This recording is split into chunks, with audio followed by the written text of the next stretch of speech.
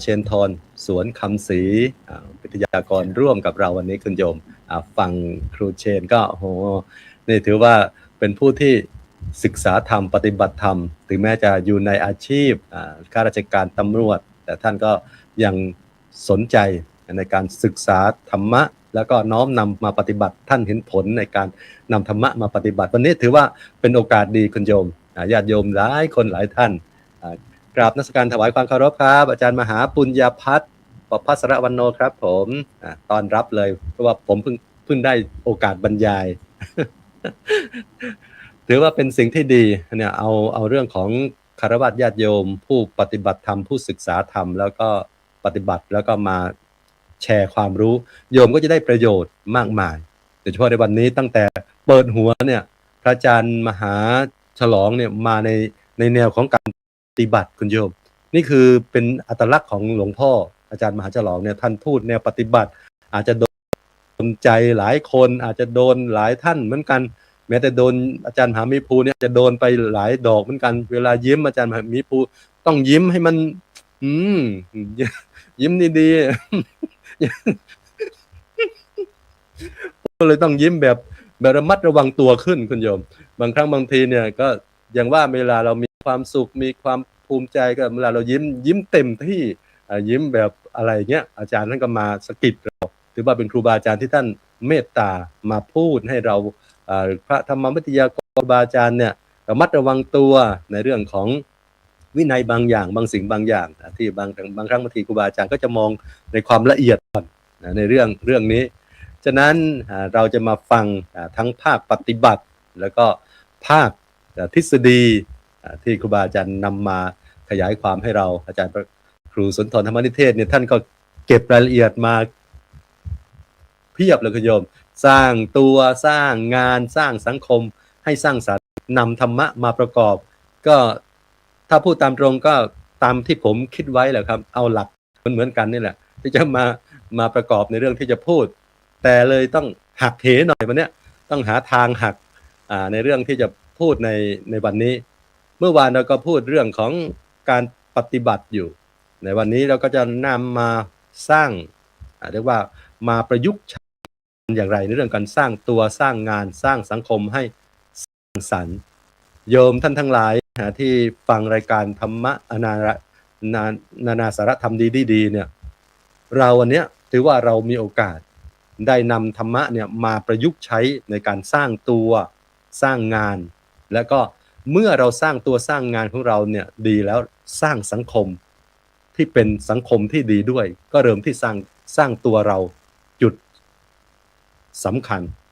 นั้นประเด็นที่สำคัญอาตมาภาพเลยบอกว่าสร้างตัวแน่นอนว่าครูบาอาจารย์เนี่ยสร้างตัวทางโลกเราก็มุ่งเน้นไปที่เรื่องการสร้างฐานะทางเศรษฐกิจความเป็นอยู่ให้ดีได้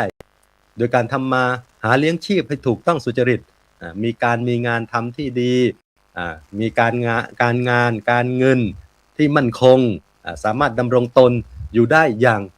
มีความสุขไม่เดือดร้อนพูดง่ายคุณโยมถ้าเรามีฐานะทางการงานการเงินที่ดีก็อาศัยหลักเหมือนหลักในการสร้างงานของเรา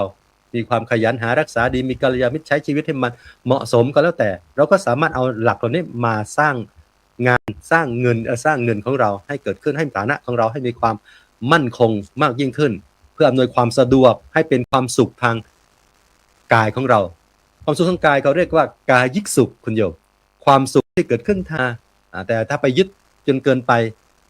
ก็ไม่ดีก็ไม่ได้ฉะนั้นเราจึงต้องให้ความสุขทางใจด้วยนั้นสร้างตัวทางโลกก็คือสร้างเรื่องของฐานะความเป็นอยู่ของเราให้มั่นคงมีความสะดวกมีความเป็นอยู่ที่ไม่อัตคัดไม่ขัดสนไม่ว่าจะเป็นที่อยู่อาศัยไม่ว่าจะเป็นการทำมาหากินเลี้ยงชีพของเราปัจจัย4ละพูดคุณง่ายๆคุณโยมปัจจัย4ไม่ให้ลำบากไม่อัตคัดนั้นเราก็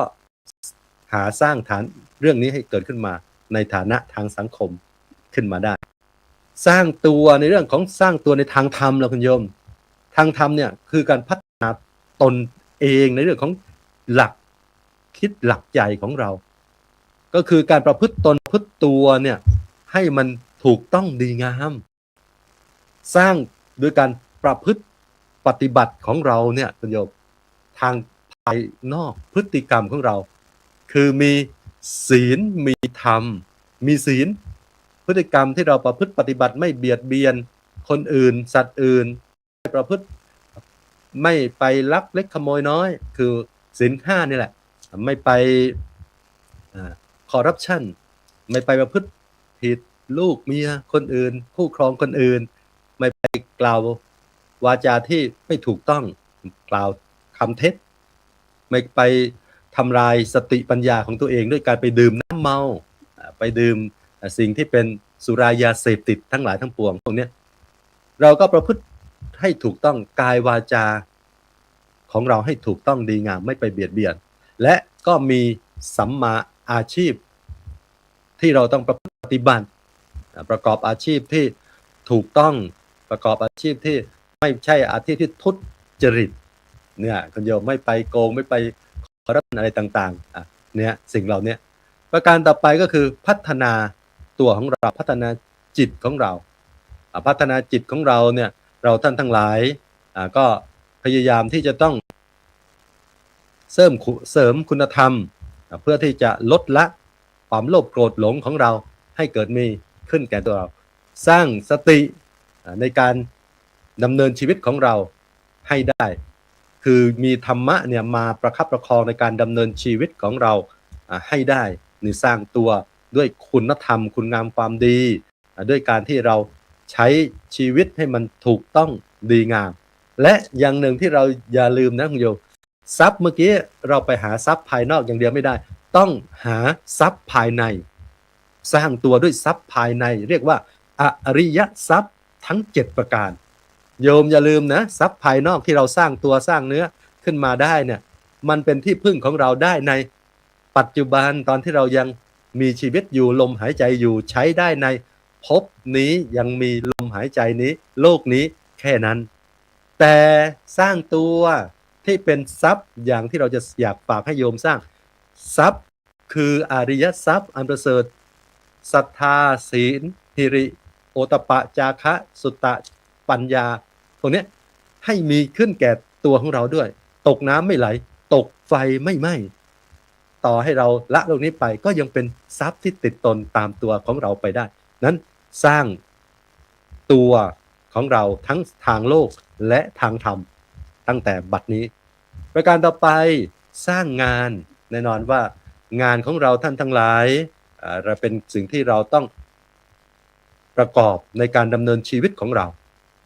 ท่านทั้งหลายเนี่ยก็ทำงานในการหาเลี้ยงชีพของพวกเราสร้างงานอย่างสร้างสรรค์สร้างงานอย่างถูกต้องครูบาอาจารย์ได้นำหลักธรรมที่จะให้เกิดความสำเร็จในการทำงานของเราเกิดขึ้นมาแล้ว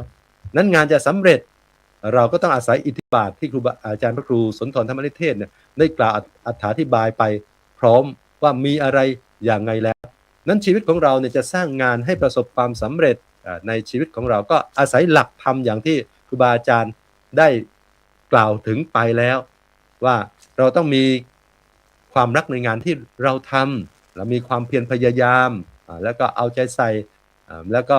ใช้ในการพินิจพิจารณาตรีตรองงานที่เรากระทำฉะนั้นให้สำเร็จรุ่ล่วงไปด้วยดีทีนี้แล้วถ้างานของเราเมื่อวานเราอาตมาภาพได้พูดถึงถ้าเรางานในทางพุทธศาสนาอย่างหนึ่งที่สำคัญก็คืองานก็คือกรรมฐานคืองานของภายในงานของใจเมื่อวานได้พูดถึงว่ากรรมฐานคืออะไรกรรมฐานก็คือที่ตั้งแห่งการงานของเราคุณโยมการงานของเราในพุทธศาสนาเมื่อวานได้กล่าวไว้1สมถกรรมฐานทำใจของเราให้สงบงานของเราในพุทธศาสนาอย่างหนึ่งคืองานด้านทันใจของเราให้เกิดความสงบ2วิปัสสนากรรมฐานที่ทำให้จิตของเราเกิดปัญญาในความเข้าใจอย่างแท้จริงในสภาวะที่เกิดขึ้นมีเหตุมีผลเข้าใจในความไม่เที่ยงไม่แท้ไม่ทนของสังขารร่างกายของเราพิจารณาให้เป็นสิ่งเหล่านี้ให้เกิดขึ้นในชีวิตของเราอยากฝากงานอย่างเงินของเราเป็นธุระของพุทธศาสนาของเราสร้างงานให้เกิดขึ้น บันดาลสุขของเราคืองานในการทำจิตตภาวนาทำให้ใจของเราเนี่ยกรรมฐานของเราทำให้ใจเราเกิดความสงบทำให้ใจเราจิตใจของเราเกิดปัญญาสามารถที่จะละกิเลสอย่างน้อยก็ลดละกิเลสได้ให้ซอฟต์ลงเรื่อยๆให้สามารถที่จะดำรงชีวิตอยู่โดยไม่โดนกิเลสครอบงำจนเกินไปพยายามขัดเกลาความโลภความโกรธความหลงอิจฉาริษยาในชีวิตของเราให้ได้ประการสุดท้ายสร้างสังคมให้สร้างสรรค์อย่างไรสังคมที่เราอยู่แน่นอนท่านทั้งหลายเราอยู่คนเดียวไม่ได้สังคมจะดีสังคมจะเลวสังคมจะเจริญสังคมจะเสื่อมก็อยู่ที่ตัวเราด้วยอยู่ที่สังคมที่เราไปอยู่ด้วยสังคมแรกก็คือตัวของเราที่เราไปอยู่ที่ไหนเมื่อต้องการสังคมอย่างไรเริ่มที่ตัวเราอยากให้สังคมเป็นเช่นไรเราก็ต้องเริ่มที่ตัวเราสร้างตัวเราให้มีคุณภาพมีคุณงามความดีนั้นหลวงพ่อพุทธทาสจึงกล่าวไว้ว่าดีสำคัญกว่าทุกสิ่งเพราะคนดีไปอยู่ที่ไหนสังคมใดก็จะทำให้สังคมนั้นเจริญสังคมนั้นดีไปด้วยสังคมคนดีไปอยู่ที่อาชีพใดอาชีพนั้นก็จะมีอาชีพที่ถูกต้องดีงามสุจริตมีคนดีกระทำคนดีไปทำที่ไหนอยู่ที่ใดก็แล้วแต่เพราะคนดีนั่นแหละคุณโยมจะเป็นรากฐานของสังคมที่สงบสุขนั้นสร้างสังคมที่สร้างสังคมให้สร้างสรรค์ก็อาศัยสร้างที่ตัวเราแน่นอนว่าที่จริงก็จะนำเรื่องของธรรมะสังคหวัตถุธรรมมาร่วมพูดด้วยแต่อาจารย์พระครูสุนทรธรรมนิเทศท่านกล่าวไว้แล้วว่าต้องมีสังคหวัตถุธรรมเป็นที่ยึดเหนี่ยวในสังคมอยู่ร่วมกันด้วยความผาสุกสงบสุขร่วมกันเลยเน้นไปที่เรื่องการสร้างตนให้เป็นคนดีเราคนดีสำคัญที่สุดพระพุทธทาสกล่าวไว้อย่างนั้นและหลวงพ่อปอ.ประยุตโตท่านก็กล่าวไว้ว่าโลกต้องการคนดีไม่ใช่เพื่อให้มารับรางวัลแต่เพื่อมาช่วยกันทำชีวิตและสังคมให้ดีขึ้นงอกงามยิ่งขึ้นเนี่ยหลวงพ่อเจ้าคุณปอ.ประยุตโตท่านได้กล่าวไว้ฉะนั้นในเบื้องต้นก็จะกล่าวโดยสรุปไว้โดยประมาณนี้สร้างตัวสร้างงานสร้างสังคมให้สร้างสรรค์อย่างไรสร้างตัวของเราแน่นอนว่าสร้างตัวของเราให้มีฐานะทางโลก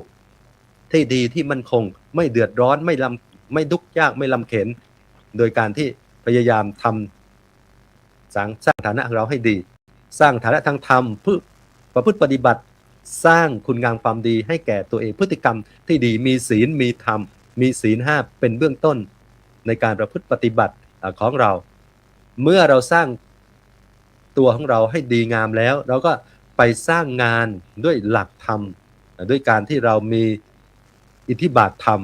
และที่สำคัญงานพุทธศาสนาอย่างหนึ่งคือกรรมฐานงานด้านจิตใจทำใจของเราให้สงบทำใจให้เราเกิด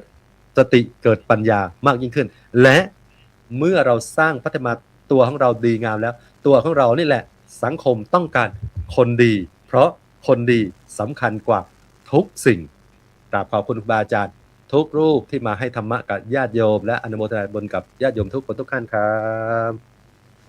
ขอบพระคุณครับพระอาจารย์พระครูสมุสมพรญาณวุฒโธวัดพระทองอำเภอทะลางจังหวัดภูเก็ตคนดีนะสำคัญกว่าทุกสิ่งนะสร้างตัวก็สร้างให้ดีเราก็จะได้เป็นตัวดีนะตัวดี นี่แล้วก็มาสร้างสรรค์สังคมกันก็ข้อการจะไม่นะสรุปเยอะเพราะว่าเวลาก็กระชั้นชิดติดมาครูบาอาจารย์นะหลายรูปยังไม่ได้สนทนาธรรมก็ขอบพระคุณอีกครั้งหนึ่งนะครับมาฟังพระอาจารย์พระมหาอุดมพรอุตตมวโรว่าจะมีนะแนวคิดแนวธรรมแนวทางอย่างไรบ้างในหัวข้อสนทนาธรรมครับคืนวันนี้สร้างตัวสร้างงานสร้างสังคมให้สร้างท่านได้อย่างไรขออาราธนาครับนอบน้อมแด่คุณพระศรีรัตนตรัยกราบถวายความเคารพท่านพระอาจารย์พระครูสุนทรธรรมนิเทศท่านพระอาจารย์พระครูสมุสมพรญาณวุฒโธท่านพระอาจารย์สรยุทธสิริสาโรท่านพระอาจารย์พระมหาภูมิธรรมภูมิปาโลและก็ท่านพระอาจารย์พระมหาปุญญพัฒน์ประภัสสรวันโนด้วยความเคารพครับพระเจริญพรญาติโยมที่กำลังฟังออนไลน์อยู่ในทางช่องออนไลน์แล้วก็ที่กำลังฟังอยู่ในตามเสียง คลื่นอะไรเขาเรียกอะไรนะคลื่นวิทยุกระจายเสียงบอดี้หัวข้อสร้างตัวสร้างงานสร้างสังคมให้สร้างสรรค์ได้อย่างไรนะฮะที่จริงเราคุยเรื่องนี้มามาหลาย EP ในเรื่องราวแบบนี้โดยเฉพาะการสร้างสรรค์สังคมให้ไม่ดีงามการสร้างสรรค์สังคมให้ดีงามเนี่ยมันต้องเริ่มจากตัวเองก่อนเหมือนที่ครูบาอาจารย์บอกนะครับถ้าตัวเองไม่ดีก็อย่าไปออกไปอยู่กับสังคมนะครับมันจะกลายเป็นภาระสังคมด้วยนะฮะไปแย่งอากาศเขาหายใจมันกลายเป็นหนักเป็นดินไปเปล่าๆเวลาคนจะทำดีก็ไปติไปเตียนไอ้นั่นไม่ดีไอ้นี่ไม่ดีอย่าทำเลยแบบนั้นแต่ตัวเองไม่เคยทำนะฮะมันมีส่วนใหญ่เราจะเจอคนที่สร้างสรรค์เนี่ยส่วนใหญ่ไม่ค่อยได้เจอแต่ปากกันสร้างสรรค์มากเลยคนแบบเนี้ยนะฮะบนโลกใบนี้สังคมทุกวันเนี่ยปากสร้างสรรค์มากอุ้ยไอ้นั่นไม่ดีไอ้นั่นอย่าไปทำหรือฉันทำแล้วนี่ขนาดฉันยังทำไม่ได้เลยอะไรแบบเนี้ยผมเคยพลาดมีพระมาถามผมอาจารย์ตอนนั้นผมยังไม่ได้มาหาเลยนะเรียนประโยค1 2พวกหลวงพี่ผมอยากไปเรียนบาลีเลยจังเลยอุ้ยยากไหมอ่ะอุ้ยอยากไปเรียนผมเป็นคนพูดผมพูดว่าอยากไปเรียนโอ้ยนี่ยากมากต้องท่องทุกวันนี่ขนาดผมนะผมยังได้แค่นี้เลยโอ้นี่คนแบบนี้เยอะพอโตไปเราเข้าใจในการใช้ชีวิตเพราะว่าตอนนั้นมันไม่ดีเหมือนตอนนี้ดีมากดีจนน้ำหนักขึ้นนะครับ นี่ภาพอาจารย์รามนะครับเราก็ช่วยกันทำนะฮะช่วยกันคิดช่วยกันทำแต่คนมันเขาไม่ค่อยลงมือทำเราไปเจอคนที่คิดได้อ่ะพูดตัวเองเนี่ยโอ้ยเป็นกูรูในวงบนโต๊ะสนทนานี่พูดชะเลยแต่ไม่เคยทำนะไม่เคยลงมือทำแต่วิชาเนี่ยมาก่อนแต่มาจะแอนตี้คนพวกนี้มากจนบางครั้งเรากลายเป็นพระที่นิสัยเสียเพราะเราเบรกเขาหัวทิ่มเลยนะหยุดเลยโยมไม่ต้องโยมจะมาทำเรือพระที่ภาคใต้เนี่ยก็เรือพิธีชักพระหลังออกพรรษาก็ทำเสร็จบอกติเขาจะทำกันลำละ700,000-800,000 บาทแต่มาประกาศ70,000 บาทชาวบ้านฮือฮากันใหญ่เลยนะฮะชาวบ้านฮือฮาใหญ่เลยบอกอาจารย์ทำได้ไง70,000แต่เพิ่มทำว่าทำไมตมาบอกว่า70,000เพราะว่าเราคำนวณหมดแล้วอ่ะค่าหน้านี่ค่านั้นใครเป็นคนวาดใครเป็นคนนู่นนี่นั่นคำนวณหมดแล้วแต่ก็ปาไป5 เลยไป150,000เลยไป150,000เพราะว่าต้องค่ากินค่าอนุนี่เนี่ยเล็กๆน้อยๆนะชาวบ้านก็ช่วยกันนะครับก็ปาไปทำทีนี้ใช้เวลา1 เดือนต่อมาผมยึดประวัติศาสตร์ของการทำเรือพระภายใน1 เดือนทำเพียงแค่36 วันแล้วก็ไปได้รางวัลเรือลำละ100,000 กว่านี่ฮะตัวเนี้ยลำละ100,000 กว่าทีมงานหาภาพเก่งจังเลยทีมงานนี่เก่งมากนะขยันหาภาพพอพูดเลยถึงเรือพระปั๊บเรือพระก็มาเลยเนี่ยเรือลำเนี้ยไปชนะเรือลำที่ราคา7-8 แสนนะฮะไปชนะราคานี่ลำนี้แค่100,000 กว่าบาทเราทำกันเองชาวบ้านช่วยกันทำซึ่งเราไม่เคยทำนะครับเราไม่เคยทำชาวบ้านก็ไม่เคยทำก็ผมเองหรือว่าอาตมาภาพเองก็ไม่เคยทำแต่เรากล้าลงมือทำเพราะเราคิดแล้วก็ทำเราไม่พูดวิธีการทำก็ไปคุยกับคนที่เขาเคยได้แชมป์แล้วว่าเขาก็ทำยังไงถึงได้แชมป์นะฮะอาตมาไปเคลียร์หมดแล้วแต่สำหรับไอ้คนที่อยู่ใกล้ๆตัวเนี่ยอุ้ยลำนึงต้อง700,000-800,000เดือนจะทำเสร็จเลยอุ้ยวัดนู้นก็ทำดีนี่นั้นต้องทำแบบนี้อาตมาก็เลยถามกลับไปว่าโยมเคยได้แชมป์ไหมบอกไม่เคยไม่ต้องมาพูดไม่ต้องมาพูดฉะนั้นเราเจอคนแบบนี้เยอะมากเลยในคนที่พูดดีแต่เก่งดีแต่พูดมันมีนิทานเล่านะฮะมันมีนิทานเล่าอยู่ว่ามันมีชายคนหนึ่งแกเป็นคนที่ชอบพูดแบบนี้นะฮะวันทั้งวันแกบ่นแต่เรื่องหมู่บ้านไม่ดีคนไม่ดีอันนู้นไม่ดีอันนั้นไม่ดีเมื่อไหร่จะเลินสักทีนึงแกไม่บ่นทุกวันบ่นอยู่แบบนี้ครับแต่ไม่ได้ทำอะไรเลยนะนี่ต้นไม้ก็รกเลยทำไมไม่มาถางกันทำไมไม่นู่นนี่เนี่ยเดินกันอย่างนู้นอย่างนี้สุดท้ายมีอยู่วันหนึ่งมีพระแก่ๆรูปหนึ่งแกทุดงมาแล้วแกก็ไปนั่งพักในศาลาทีนี้พอไปนั่งพักในศาลาปั๊บเนี่ยไอโยมคนนี้แกก็รู้แกก็มาหาพระคุยโน่นคุยนี่แล้วก็บ่นเรื่องหมู่บ้านให้ฟังโอ้ยหลวงพ่อนี่ภาพนี้เป็นภาพคว ความภาคภูมิใจมากครั้งแรกนะครับครั้งแรกที่ได้รางวัลนะฮะหลวงพ่อนี่บ้านผมหลวงพ่อเนี่ยมืดก็มืดหลวงพ่อดูที่หลวงพ่อมาเห็นไหมหลวงพ่อที่หญ้าข้างทางมันรกเลยนะนี่อุ้ยถนนก็ก้อนหินก้อนกรวดเต็มไปหมดเลยหลวงพ่อแกไม่พูดอะไรแกฟังอย่างเดียวฟังสักพักหนึ่งพอพูดจบปั๊บโยมก็จะกลับบ้านแกหลวงพ่อก็เลยหยิบของในย่ามมานะเป็นตะเกียงวิเศษนะไม่ต้องถูนะเป็นตะเกียงมาถึงก็หยิบเอาโยมเอาตะเกียงนี้เดี๋ยวคืนนี้โยมเอาตะเกียงนี้ไปนะแล้วคืนนี้โยมไปเอาไปจุดเดินให้รอบหมู่บ้านเลยหลวงพ่อสอนเดินให้รอบหมู่บ้านเลยทีนี้แกก็รับไปแกจุดปั๊บพอถึงกลางคืนแกจุดปั๊บแกเดินถือตะเกียงไปรอบหมู่บ้านแต่ทีนี้เกิดอะไรขึ้นพอแกเดินถือตะเกียงปั๊บไอ้ที่ว่ามันมืดเนี่ยไอ้เส้นทางที่มันมืดเนี่ยพอมีตะเกียงปั๊บแกไปเห็นอะไรบนถนนเนี่ยมันจะมีเศษขวดแก้วบ้างเศษก้อนหินบ้างอันนู่นอันนี้บ้างแกทำยังไงเลยเก็บอันไหนที่มันลงมันลกแกก็ถากกวาดออกจนดึกจนดื่นแล้วกว่าจะได้เข้าบ้านนะครับเพราะว่าหลวงพ่อบอกให้เดินรอบหมู่บ้านเสร็จแล้วปั๊บพอรุ่งเช้ามาแกก็เลยไปถามหลวงพ่อไปกราบหลวงพ่อก็ถามว่าเอ้าโยมเป็นไงเมื่อคืนได้เดินไปจุดตะเกียงหมู่บ้านตามที่หลวงพ่อว่าไหมบอกอาจารย์หลวงพ่อผมเดินมาแบบหลวงพ่อว่าเลยจนดึกกว่าจะได้เข้าบ้านดึกมากดึกดื่นหลวงพ่อบอกว่าเอ้าในหมู่บ้านแค่นี้ทำไมเดินตั้งดึกตั้งดื่นแกก็บอกว่าโอ้ยหลวงพ่อเมื่อคืนเอาตะเกียงไปจุดแล้วผมไปเห็นในข้างทางระหว่างทางมันมีแต่ก้อนกรวดก้อนหินอะไรขวดแก้วเต็มหมดเลยผมก็เสียเวลาผมก็เลยเก็บกลัวคนนู้นคนนี้จะมาเหยียบนะกลัวคนนี้จะมาเหยียบหลวงพ่อบอกว่านี่ไงโยมแล้วทีนี้หลวงพ่อก็บอกว่าเอ้าแล้วโยมทำไมโยมไม่ไปให้เขาจุดไฟให้ทั่วหมู่บ้านล่ะบอกไม่ได้หลวงพ่อเนี่ยผมมีตะเกียงหลวงพ่อผมก็เห็นได้ผมก็เห็นแล้วมันเห็นได้ไม่จำเป็นต้องไปรบกวนชาวบ้านเขาหรอกหลวงพ่อก็เลยสรุปให้ฟังถอดบทเรียนให้ฟังนี่ไงโยมบอกว่าโยมมานั่งบ่นแต่คนนี้คนนั้นไม่ดีคนนี้ไม่ดีหมู่บ้านนี้มันมืดอย่างนั้นอย่างนี้ฉะนั้นถ้าโยมต้องการให้หมู่บ้านโยมเจริญขึ้นนะมันไม่ต้องไปพึ่งพิงใครหรอกไม่ต้องไปถามว่าหมู่บ้านนี้ให้อะไรเราบ้างให้งบประมาณเท่าไหร่ไม่ต้องเราช่วยกันได้โดยที่เริ่มจากคุณโยมก่อนเหมือนตะเกียงที่ให้ส่องไปก็เหมือนกับโยมเป็นตะเกียงดวงนี้เดี๋ยวโยมก็จุดตะเกียงดวงเล็กเดี๋ยวมันก็สว่างทั่วหมู่บ้านเห็นไหมหลังจากนั้นมาพอชาวบ้านที่เขาเห็นในตาลุงคนนี้แกเดินถือตะเกียงมาเขาก็เลยทำกันบ้างนะทีนี้เขามีเวทีเขาก็เลยมาร่วมกันทำนี่ก็คือหลักในการสร้างสรรค์สังคมนะการสร้างตัวสร้างงานสร้างสังคมให้สร้างสรรค์ได้อย่างไรก็เริ่มจากสร้างตัวเองก่อนนะถ้าตัวเองยังดีไม่พอไม่มีหลักคุณธรรมจริยธรรมไม่มีหลักคิดไม่มีคู่มือในการใช้ชีวิตเนี่ยนะไม่มีความรักใคร่สามัคคีอยากให้หมู่บ้านเป็นคนรักใคร่สามัคคีเราก็ต้องรักคนอื่นนะให้เป็นก่อนอยากให้คนอื่นพูดเพราะๆกับเราอยากให้หมู่บ้านนี้พูดเพราะๆกับเรา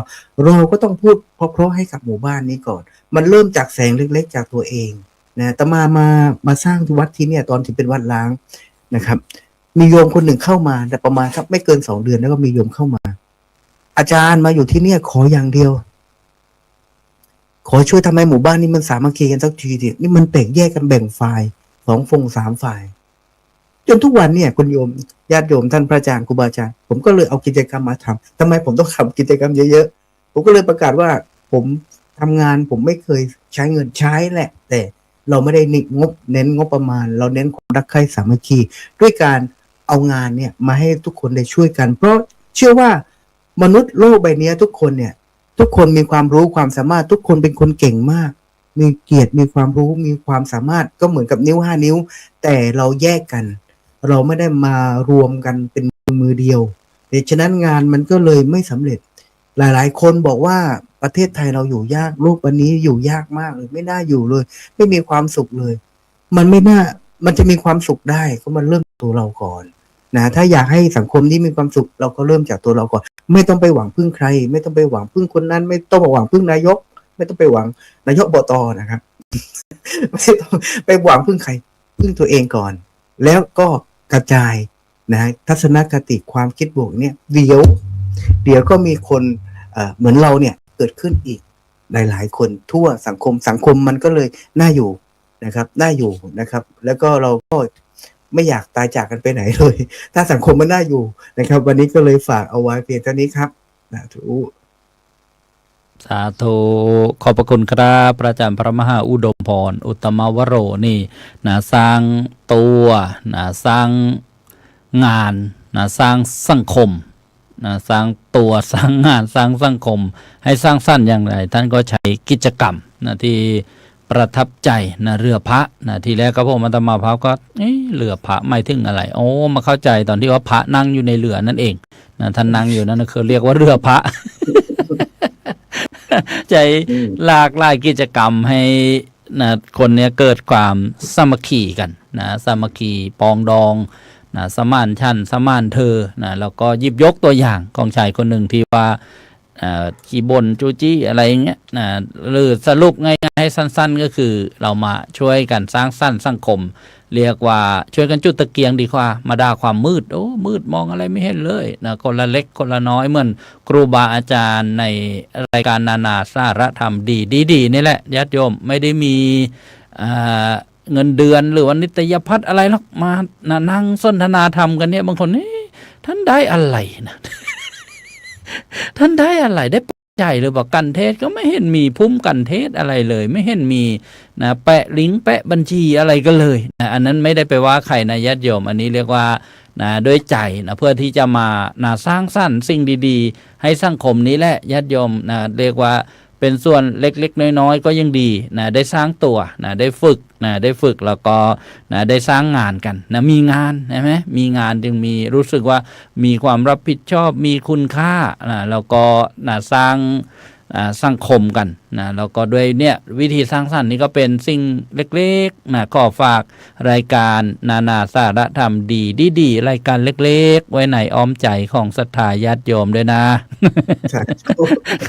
ขอบพระคุณครับอาจารย์พระมหาอุดมพรมาฟัง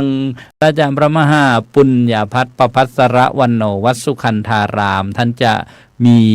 แนวคิดข้อคิดข้อธรรมในหัวข้อสนทนาธรรมค่ำคืนวันนี้ว่าอย่างไรก็ขออาราธนาครับ นอบน้อมแด่พระรัตนตรัยขอถวายความเคารพครูบาอาจารย์ทุกรูปครับเจริญสุขเจริญพรไปยังญาติโยมทุกคนทุกท่าน โอ้เต็มอิ่มมากคุณโยมวันนี้สร้าง3 อย่างสร้างตนสร้างงานแล้วก็สร้างสังคมด้วยไอ้สร้างเนี่ยมันเหมือนจะพูดว่าง่ายนะแต่มันก็เป็นเรื่องที่ยากนะโดยเฉพาะสร้างตนเนี่ยไอ้สร้างตนให้มันดีเนี่ยมันต้องใช้เวลาวันเดียวมันไม่สำเร็จบางทีมันต้องสร้างทั้งชีวิตเหมือนไก่ KFC กว่าจะประสบความสำเร็จได้ผู้พันแกประสบสำเร็จตอนอายุ80คือล้มเหลวมาไม่รู้กี่เริ่มจากเก็บที่นอนก่อนนะครับอย่าลืมเริ่มจากเก็บที่นอนก่อนครับฉะนั้นการสร้างตนเนี่ยมันลำบากมากผมขออุปมากันประมาเป็นเหมือนแหล่งน้ำใสที่อยู่กลางทะเลทรายถ้าในแหล่งน้ำใสนั้นปรากฏว่ามีตะกอนขุ่นมัวอยู่ในแหล่งน้ำมีสีทำให้น้ำไม่สามารถที่จะเอามาใช้ประโยชน์ได้คนที่จะเดินทางผ่านไปผ่านมาในถิ่นทุรกันดารที่เป็นทะเลทรายแห้งแล้งก็ไม่ได้ใช้ประโยชน์จากน้ำเพราะไม่กล้าเอาไปใช้บริโภคอุปโภคเพราะเป็นน้ำไม่สะอาดแต่ถ้าเมื่อใดก็ตามเราสามารถชำระแหล่งน้ำนั้นให้ใสสะอาดได้คนที่ผ่านไปผ่านมาก็ได้รับประโยชน์จากเราการสร้างตนก็เป็นเช่นนั้นเราก็ต้องพัฒนาตนให้เป็นคนที่แจ่มใสทั้งกายทั้งใจกายเราก็ต้องแจ่มใสใจเราก็ต้องแจ่มใสเป็นคนที่มีความสุขถ้าเราไม่มีความสุขแล้วเราจะปรารถนาให้คนอื่นมีความสุขเป็นไปได้ยากเราต้องรู้จักว่าความสุขคืออะไรแล้วเราก็ต้องเป็นคนแห่งความสุขด้วย เหมือนเราปรารถนาให้คนอื่นยิ้มเราก็ต้องรู้จักยิ้มเป็นหน้าบึ้งตลอดไม่ยิ้มเลย คนอื่นเขาจะมายิ้มให้เราได้อย่างไรเราก็ต้องพัฒนาตนเป็นเช่นนั้นฉะนั้นคือการสร้างตนมันต้องใช้เวลาใช้ระเบียบวินัยใช้การฝึก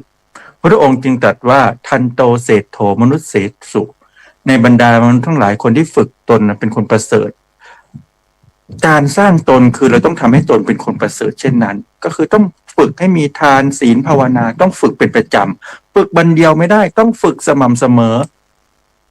อย่าละทิ้งถ้าละทิ้งจะกลายเป็นขี้เกียจเลยความขี้เกียจมันอยู่ในสันดานเราถ้าเราละทิ้งการฝึกเราจะขี้เกียจทันทีฉะนั้นเราต้องพยายามต่อสู้กับความเกียจคร้านเอาชนะจิตใจของตัวเองให้ได้อยู่ทุกวันก็ต้องฝึกทุกวันหายใจทุกวันก็ต้องฝึกให้ตัวเองดีขึ้นทุกวันเป็นคนที่ดีกว่าเมื่อวานให้ได้ต้องฉลาดกว่าเมื่อวานให้ได้อันนี้คือการ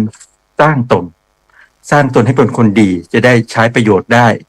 ใช้คนดีก็คือใช้ตัวเองให้เป็นประโยชน์ทีนี้สร้างงานให้ซื่อสัตย์สุจริตครูบาอาจารย์ได้อธิบายไปแล้วอริยสัจสี่การสร้างงานให้สร้างเหมือนแมลงผึ้งขอเกริ่นด้วยก่อนแล้วครับ ขาดก่อนไม่ได้ สร้างที่หนึ่งคือสร้างตนให้พ้นผิดชำระจิตดั่งบ่อน้ำนำความใสมีศีลธรรมเป็นเกาะแก้วประคองใจยังรากไว้ให้มั่นคงดำรงตนเมื่อเราสร้างตนได้ดีแล้วเราจะสร้างงานได้ประสบความสำเร็จสร้างที่สองคือสร้างงานเชี่ยวชาญกิจดังพึ่งน้อยสัพพมิตรทุกแห่งหนใช้อิทธิบาทเป็นขิมทิศนำทางคนสำฤทธิ์ผลประโยชน์ร่วมสวมวิญญาณ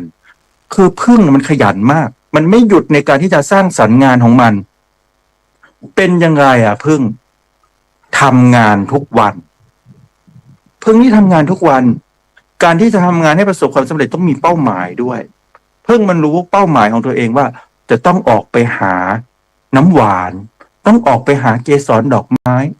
หลังจากมันรู้เป้าหมายแล้วมันก็จะบินไปแสวงหาอันนี้คือพึ่งคนเราจะทำงานก็เหมือนกันแล้วก็ต้องรู้เป้าหมายในการทำงานของตนเองถ้าเราไม่รู้เป้าหมายสเปะสปะไม่ประสบความสำเร็จจับปลาหลายมือจับปลา10 มือไม่สำเร็จสักมือฉะนั้นต้องจับปลาทีละมือต้องมีเป้าหมายต้องโฟกัสต้องมีจุดโฟกัสต้องสร้างสรรค์ด้วยงานที่เราทำนั้นจะต้องสร้างสรรค์เป็นยังไงคือทำแล้วมันต้องเกิดประโยชน์ทำประสบความสำเร็จแล้วต้องเป็นประโยชน์ด้วยไม่ก่อให้เกิดความเสียหายเหมือนผึ้งมันไปผสมเกสรดอกไม้แต่มันไม่ได้ไปทำลายดอกไม้ให้ดอกไม้นั้นเหี่ยวแห้งไม่ได้ไปเอาดอกไม้ที่ไม่ดีด้วยนะมันเลือกสรรดอกไม้ที่ดีดอกไม้ที่สวยดอกไม้ที่มีน้ำหวานอย่างดีเยี่ยมเพื่อจะให้น้ำผึ้งมันมีคุณภาพที่สุดงานของเราก็ต้องเป็นเช่นนั้นเราต้องทำงานให้เต็มความสามารถไม่ว่างานนั้นจะเป็นงานเล็กงานน้อยหรืองานใหญ่โตมโหฬารก็ต้องทำตามเต็มกำลังเต็มที่เต็มสติปัญญาของเราแล้วงานนี้ก็ต้องไม่สร้างความเสียหายให้กับคนอื่นด้วยต้องเป็นงานที่ทำให้เกิดความสงบทุกคนต้องได้รับประโยชน์จากการทำงานของเราฉะนั้นความซื่อสัตย์ในการทำงานก็เป็นคุณสมบัติสำคัญเช่นกันการจะทำงานให้ประสบความสำเร็จฉันทะวิริยะจิตตวิมังสาก็ต้องมีให้ครบนี่คือคุณธรรมของการทำงานส่วนสร้างสังคมแสดงว่าไม่ได้สร้างคนเดียวแน่นอนว่ามันเริ่มที่ตัวเราก็จริงเหมือนที่พระอาจารย์มหาอุดมพรได้อธิบายมันต้องเริ่มที่ตัวเราก่อนแต่การที่จะให้สังคมนั้นเกิดความสวยงามเป็นระบบเป็นระเบียบเราไม่ได้สร้างคนเดียวเราต้องสร้างกันเป็นทีมเป็นกลุ่มเหมือนรังผึ้งมันจะประสบความสำเร็จด้วยผึ้งตัวเดียวเป็นไปไม่ได้ต้องอาศัยความเป็นทีมมันต้องช่วยกันสร้างสังคมเราก็ต้องอาศัยคนที่มีอุดมการณ์เดียวกันในการสร้างสรรค์สังคมฉะนั้นคนที่มีอุดมการณ์ที่ดีมีคนดีด้วยการสร้างตนมาแล้วมีทีมดีด้วยการสร้างงานมาแล้วก็มาช่วยกันสร้างสังคมเหมือนรายการนานาสารธรรมดีนี่เรากำลังสร้างสรรค์สังคมอยู่เพราะว่าไม่ได้สร้างคนเดียวคือสร้างกันเป็นทีมช่วยกันเสียสละแบ่งปันสิ่งที่เป็นประโยชน์ให้ออกสู่สังคมหวังให้สังคมเรามันงดงามให้มันดีให้มันสงบฉะนั้นไม่ว่าจะเป็นการสร้างตนสร้างงานหรือสร้างสังคมต้องเริ่มต้นจาก หัวใจของเราที่ผ่านการฝึกฝนมาดีแล้ว จึงจะประสบความสำเร็จฉะนั้นวันนี้ก็ฝากไว้แต่เพียงเท่านี้ขอขอบคุณครูบาอาจารย์ครับแล้วก็อนุโมทนากับญาติโยมทุกคนทุกท่าน สาธุขอบพระคุณครับพระอาจารย์พระมหาปุญญาพัฒน์ประภัสรวโนนิยมนวลศรีมีบีพึ่งมาเยอะเลยนะสมัยก่อนก็มีพึ่งเต้นระบำนะดีใจเจอน้ำว่านนะพึ่งเต้นระบำ นี่สร้างสังคมยกตัวอย่างนะเหมือนแมลงพึ่งนี่แล้วก็ท่านบอกว่าขยันนะขี้เกียจเป็นแมลงวันขยันเป็นแมลงพึ่งขี้หึ่งเป็นแมลงป่องขี้ใส่กล่องเป็นแมลงสาบเนี่ยญาติโยมก็ขอบพระคุณครับ มาฟังพระอาจารย์พระมหาภูมิธรรมครับคำคืนวันนี้แหมนั่งยิ้มมาทุกรอบก็ยิ้มตลอดเลยก็ขออาราธนาครับ กราบถวายความเคารพพ่อแม่ครูบาอาจารย์ผู้รู้รายการทุกรูปด้วยความเคารพอย่างสูงยิ่งโดยมีอาจารย์พระครูสุนทรธรรมนิเทศดร.ประธานตลอดจนถึงครูบาอาจารย์ผู้ร่วมรายการทุกรูปกับผมเจริญพรเจริญสุขสวัสดีดีจงมีแด่ญาติโยมญาติธรรมกัลยาณมิตรญาติธรรมทุกท่านตลอดจนถึงเสียงตามสายที่ได้ยินเสียงนี้นะโยมนะ ก็อนุโมทนาสาธุกับญาติโยมเลยที่เข้ามาฟังธรรมตลอดเลยเอาพูดแบบนี้เข้ามาฟังธรรมตลอดเลยครูบาอาจารย์วันนี้ก็มาคนละวิทยายุทธ 84,000 พระธรรมขันธ์มาคนละเล่มหมดเลยโยมมาคนละองค์ละทิศองค์ละทางมาไม่เหมือนกันและโยมก็คือกำไรมากกว่านี้พี่รู้2น้องรู้4มากันตลอดจนถึงอุบาสกด้วย7-8รูปหรือ8 2 16เรื่องโยมจำไปเลยเพราะว่าแต่ละรูปพูดไม่ซ้ำกันพูดไม่ซ้ำกันเลยเพราะฉะนั้นวันนี้กราบขอบพระคุณพระอาจารย์สายุทธเป็นเบื้องต้นที่ตั้งหัวข้อนี้ขึ้นมาให้ครูบาอาจารย์ได้มีเวลาไปเจาะหาค้นฟ้าหาความรู้มาทั้งหมดทั้งมวลเลยแทบที่จะพลิกแผ่นดินหาความรู้มาให้โยมเลยนะโยมนะหัวข้อนี้เริ่มจากพระอาจารย์มหาฉลองนี่คือท่านเป็นนักปฏิบัติพูดแบบตรงไปตรงมาพูดตรงไปตรงมาอาตมาก็นั่งยิ้มมาท่านตลอดเลยโยมเห็นไหมนั่งยิ้มมาท่านตลอดเลยเป็นกำลังใจให้ครูบาอาจารย์เพราะฉะนั้นสร้างตัวสร้างสังคมให้สร้างได้อย่างไรสร้างตัวด้วยการปฏิบัติอริยมรรคมีองค์8เริ่มต้นด้วยสัมมาทิฏฐิมีความเห็นชอบเป็นอันดับที่1อนุสนธิต่อจากเมื่อคืนที่ใดมีธรรมที่นั่นมีสติที่ใดมีสติที่นั่นต้องมีธรรมเพราะฉะนั้นการสร้างตัวเริ่มต้นด้วยอริยมรรคมีองค์8ทางนี้ถ้าเราสร้างตัวแล้วจะประสบความสำเร็จนะโยมนะไม่ต้องอธิบายมากเพราะมรรคมีองค์8อาตมาเชื่อเหลือเกินว่า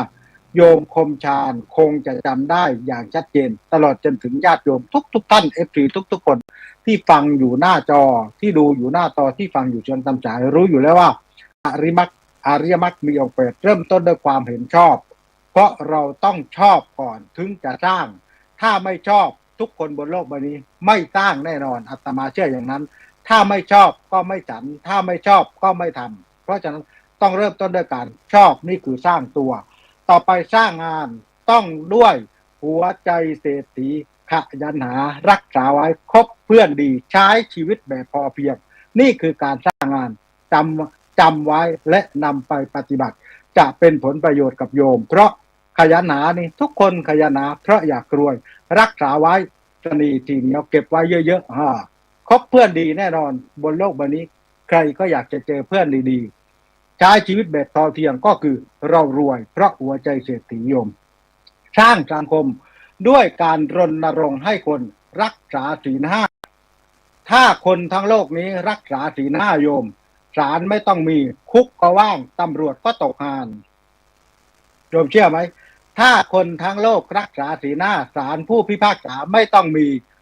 ตำรวจก็ตกงานคุกก็ว่างเพราะไม่มีคนทำผิดนี่คือสร้างสังคมเพราะฉะนั้นให้สร้างสรรค์ได้อย่างไรให้สร้างสรรค์ด้วยทศพิธราชธรรม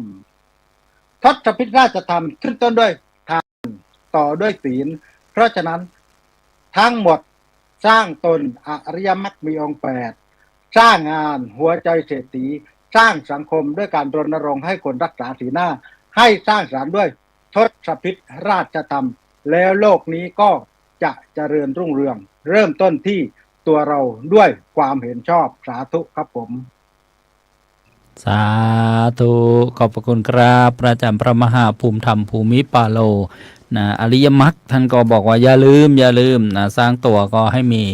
ความชอบมีฉันทะแล้วก็มีความเห็นที่ถูกต้องด้วยสร้างงานก็ต้องนะรู้จักขยันนะสังคมตอนนี้เราต้องช่วยกันรณรงค์รักษาศีลห้าเดี๋ยวจะเป็นใครไปไม่ได้นะก็พระนะเริ่มงานก็ต้องขอสมาทานศีลห้าก่อนนะให้ทุกงานเลยนะศีลห้าแต่ว่าไม่ได้ให้นะโดยให้ได้นะเพราะโยมอาราธนาโยมอยากจะนะรู้ว่าศีลห้าเนี่ยเขารักษายังไงนะจะมาสมาทานยังไงขอให้พระได้บอกหน่อยนะบอกให้เอาไปฝึกนะข้อฝึกตนนั่นเองญาติโยมนะพุทธสั้นๆแล้วก็สังคมเนี่ยเราก็ช่วยกันแล้วก็นะสร้างสรรค์นะเป็นการสร้างสรรค์แล้วก็ทศพิธนะราชธรรมอีกนะธรรมะนะของทุกคนก็ปฏิบัติได้นะทานังสี่ลังปริจาคังอาจวังมัตวังนะอัตตปังวิหิงสันจะสันจินจะอวิโลทนังนี่ก็นะเป็นนะหลักธรรมะที่ดีเลิศนะประเสริฐเลยนะญาติโยมนะธรรมะนะ10 ประการเดี๋ยวมีโอกาสคงจะได้มารวมสนทนาเดี๋ยวก็ผมมาภาพก็คงจะได้5 เรื่องมาให้อีก อันนี้ขอบพระคุณครูบาอาจารย์นะทุกรูปทุกองค์เลยในรอบสรุปค่ำคืนวันนี้จะนะมอบถวายโอกาสนะรอบสรุปรูปละนะ3 นาทีนะโดยประมาณบางรูปนี้นะส่งภาพให้ทีมงานมาเปิดยังไม่หมดก็มีนะต้องขออภัยแทนทีมงานด้วยนะครับครูบาอาจารย์ที่ส่งมาเป็นภาพแห่งความประทับใจนะในการนะสร้างตัวนะสร้างงานสร้างสังคมแล้วก็เป็นรายการที่สร้างสรรค์จริงๆนะเราไม่ได้มาว่าใครเลยนอกรายการเราว่ากันเองนะแซวกันเองนี่แหละนะบางทีเราก็ชมกันเองนะสมาคมชมกันเองอะไรอย่างเงี้ย กราบอาราธนาพระอาจารย์พระครูสุนทรธรรมานิเทศด็อกเตอร์ด้วยความเคารพครับ ถวายความเคารพรอบ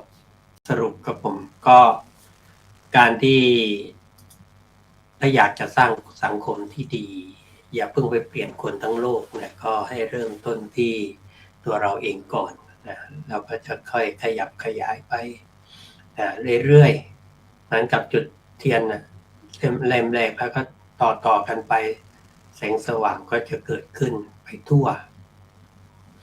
อันที่จริงเคยมีตัวอย่างว่าเด็กคนหนึ่งซึ่ง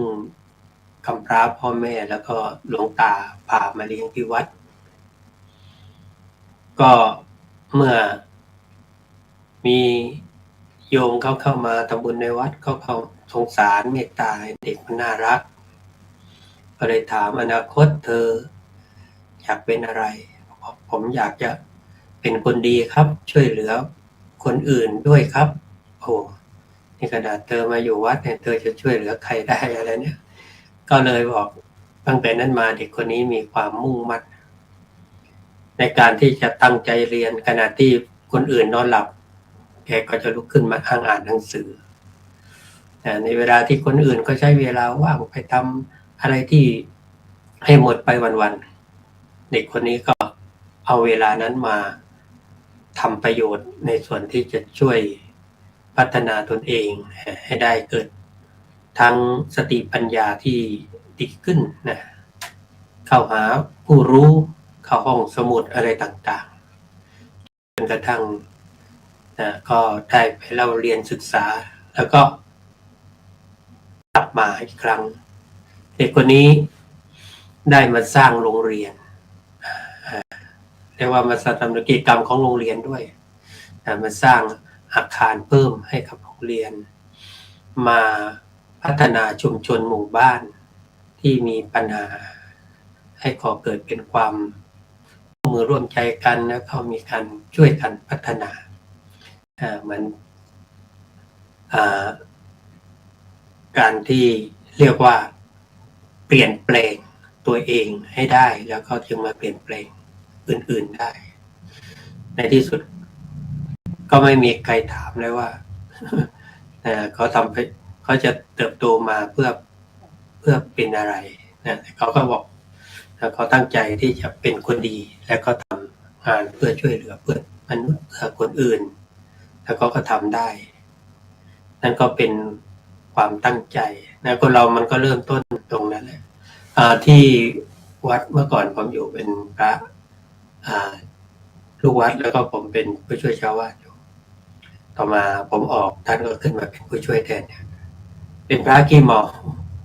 คนขอไปไม่ใช่พระขอไปเขาก็มาเป็นคนขี้เมาแล้วก็จะมาบวชพระก็มีอุบาสกคนหนึ่งไปทักบอกไอ้ขี้เมานี่ซาแล้วอย่าบวชจำไรได้มั่งเหรอเชื่อไหมครับมนต์พิธีตั้งเล่มท่านท่องหมดนะครับแล้วแถมเนี่ยแล้วปฏิโมกข์ได้ด้วยคนขี้เมาเนี่ยแหละมาบวช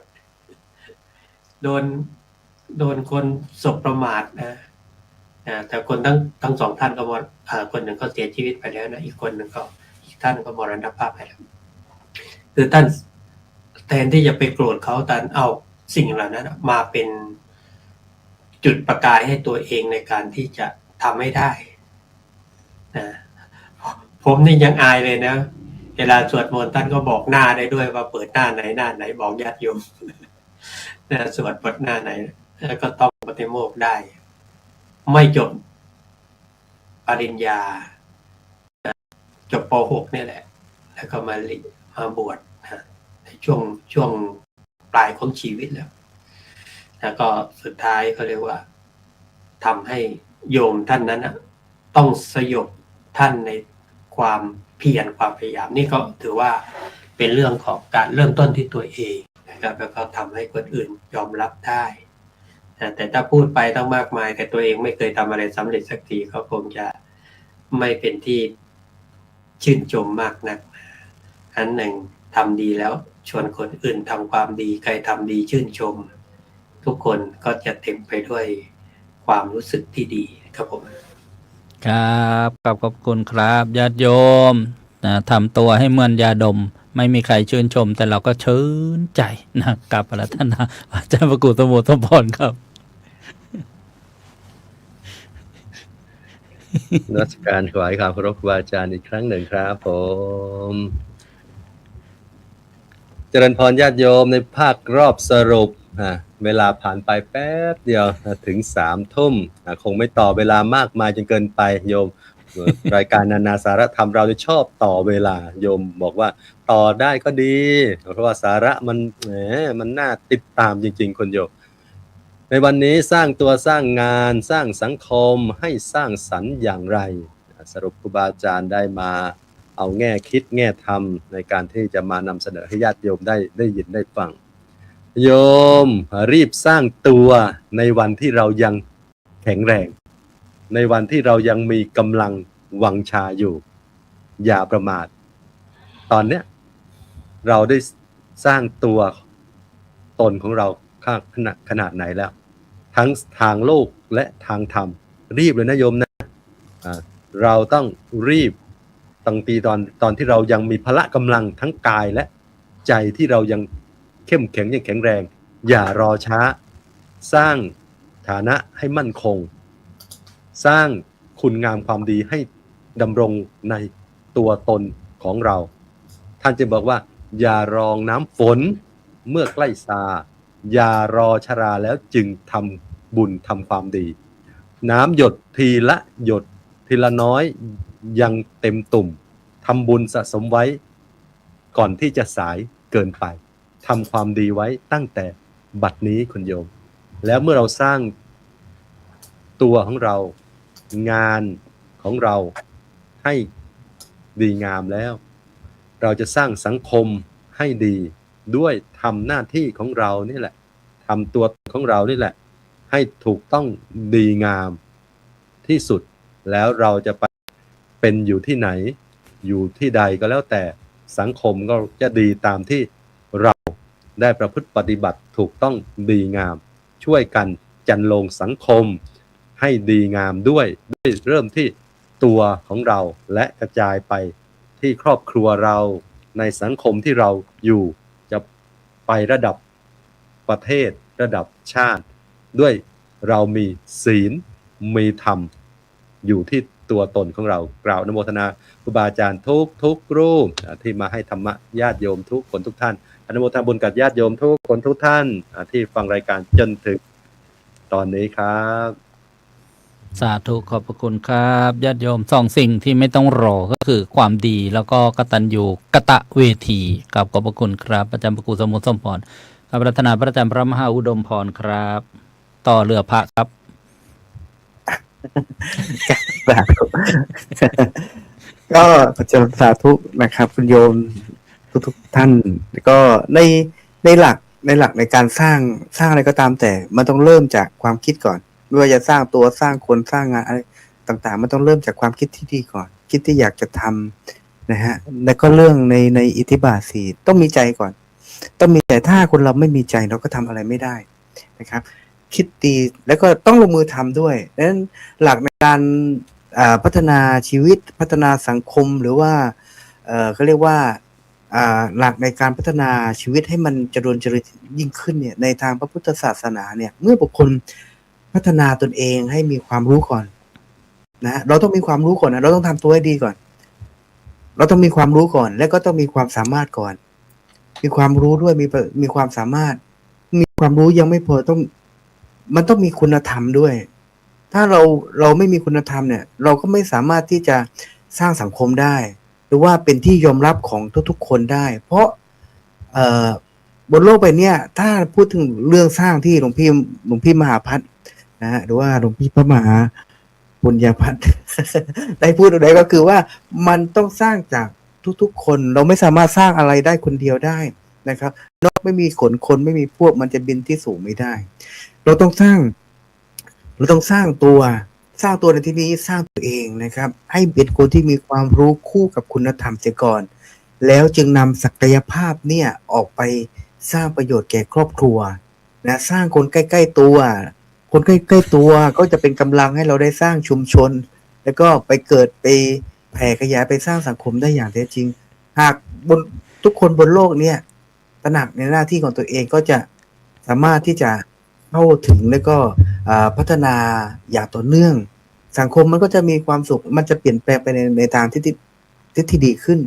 เพราะทุกวันเนี่ยสังคมมันไม่ดีขึ้นตามที่โยมคิดเพราะว่ามีแต่คนคิดว่าเมื่อไหร่สังคมมันจะดีขึ้นแต่มันยังไม่มีคนทำนะครับวันนี้ก็เลยว่าฝากเอาไว้นะว่าสังคมที่ดีมันไม่ได้เกิดจากการรอคอยคนเก่งสังคมที่ดีไม่ได้เกิดจากการรอคอยคนเก่งแต่เกิดจากการที่คนธรรมดานั้นตั้งใจพัฒนาตนเองให้ดีขึ้นยิ่งทุกวันครับวันนี้ก็เลยฝากไว้เพียงเท่านี้ครับสา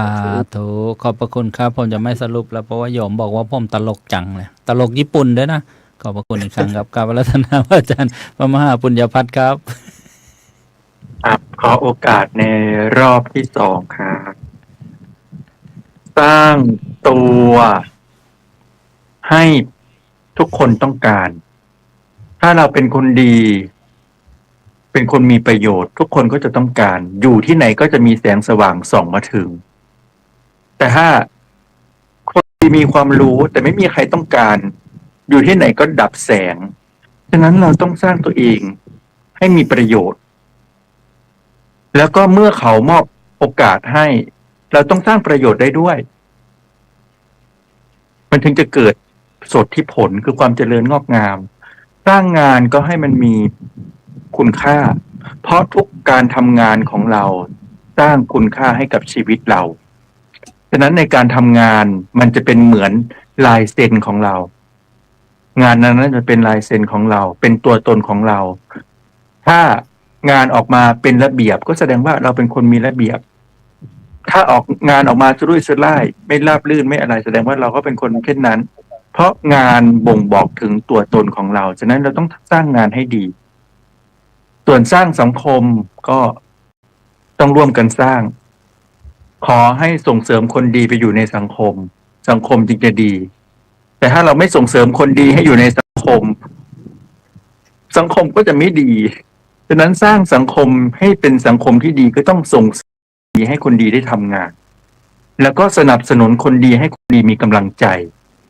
ไม่ใช่พอคนดีกำลังเจริญรุ่งเรืองแล้วอิจฉาตาร้อนไปหั่นเก้าอี้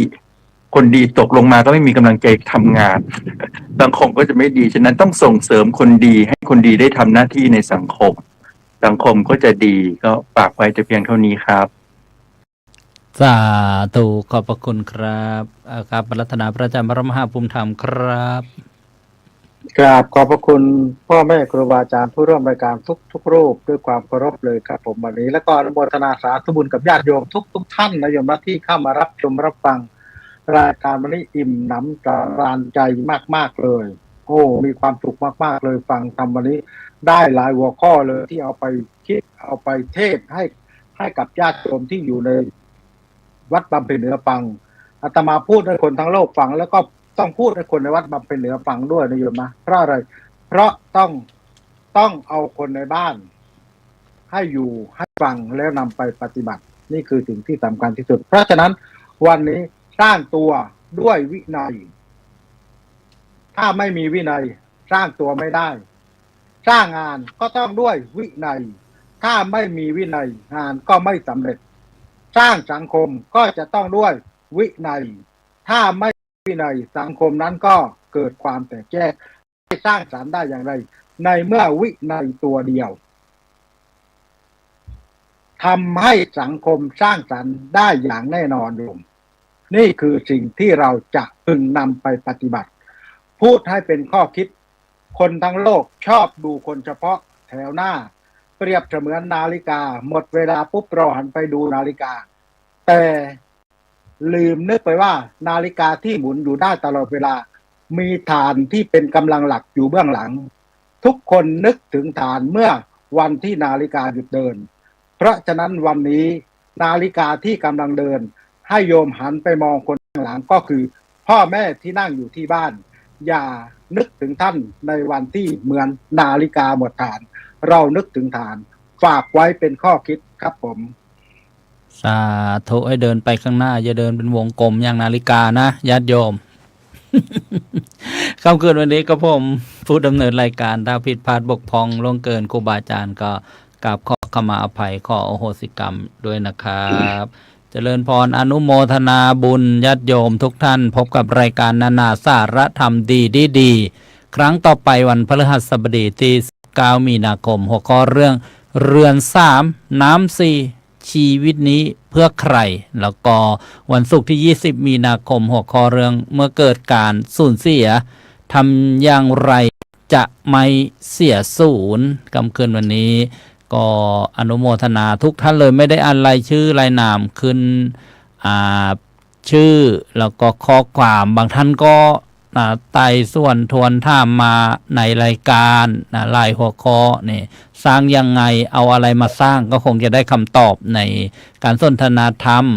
กักตุนน้ำมันและข้าวของบาปไหมเจ้าคะพระอาจารย์ก็ต้องดูว่ามีกิเลสมีความโลภไหมมีความพยาบาทอยากให้ใครอดอยากไหมนิยมยาบุญทรงพุ่มพันวงอายุ95 ปีฟังวิทยุด้วยแล้วก็นำมาแสดงคอมเมนต์ในโซเชียลด้วยอนุโมทนาทุกท่านเลยโยมนวลซี่เบโลนะก็จากอังกฤษโอ้ยทุกท่านเลยข้อภัยไม่ได้ทักทายหมดนะก็นำชื่อนำข้อความขึ้นนะทุกท่านเลยคำเกินวันนี้กับอาราธนาพระอาจารย์พระครูสุนทรธรรมนิเทศด็อกเตอร์เมตตาอนุโมทนาอวยใจให้พรญาติโยมและปิดจบรายการด้วยความเคารพครับขอขอบคุณครูบาอาจารย์ทุกรูปนะครับที่ได้เมตตานำธรรมะมาฝากญาติโยมก่อนนอนค่ำคืนนี้ทั้งเป็นการให้แนวคิดในการสร้างตนในการสร้างงานในการสร้างสังคมอย่างสร้างสรรค์ขอบคุณคุณครูเชนด้วยแล้วก็ขอบคุณญาติโยมทุกท่านที่ติดตามรับชมรับฟังแล้วก็แสดงความคิดเห็นกันเข้ามาทุกท่านทุกคนก็ขอให้ทำงานอย่างมีความสุขแล้วชีวิตของตนเองก็มีความเบิกบานในการทำงานถือกติหลวงพ่อปัญญาว่างานคือชีวิตชีวิตคืองานบันดาลสุขทำงานให้สนุกเป็นสุขขณะทำงานด้วยกันทุกท่านทุกคนเถิด สาธุ